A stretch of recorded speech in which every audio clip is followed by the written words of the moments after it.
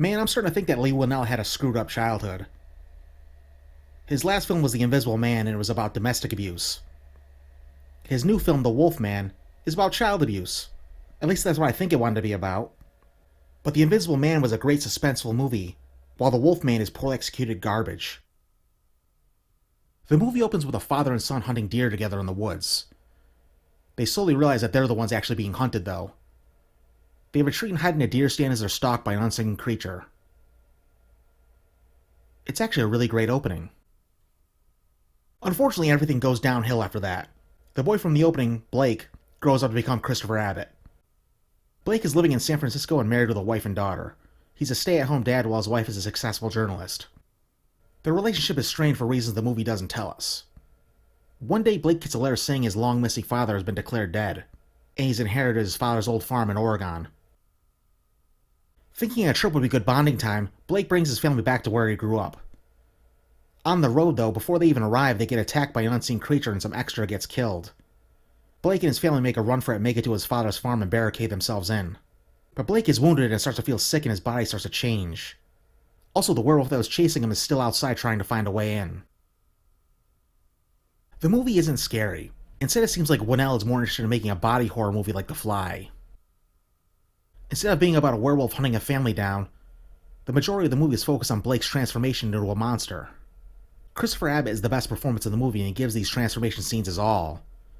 The problem is that the movie takes place over one night and Blake is transforming for 95% of the movie. The story needed to have him transform a lot quicker.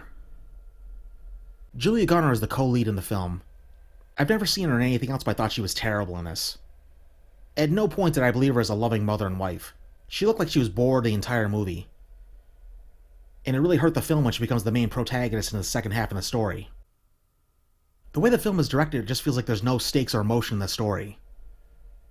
When you see the creature attack the family for the first time, Blake watches it tear someone to pieces. He's got almost no reaction to seeing a monster that shouldn't exist. He doesn't even tell his family what he saw. Then later on, Julia Garner's reaction to seeing the Wolfman is just as underwhelming. You figure they show more shock, but their reactions are unemotional. The look of the Wolfman that leaked from Halloween Horror Nights several months ago was legit. Maybe the filmmakers thought that having the movie take place at night would add to the look of the character. It doesn't. See?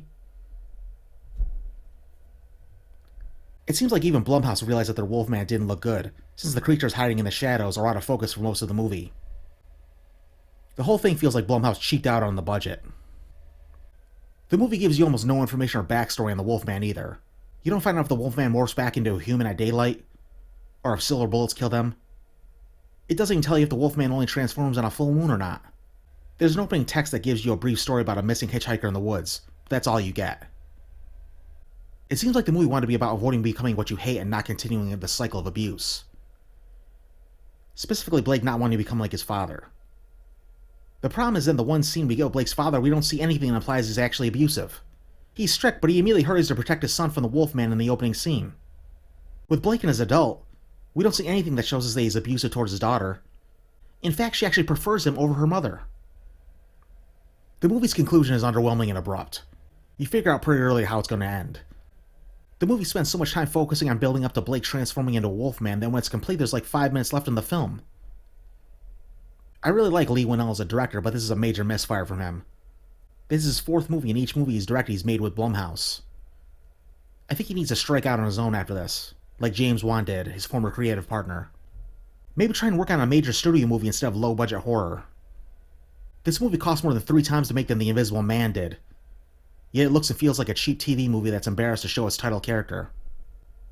Don't even bother with The Wolfman.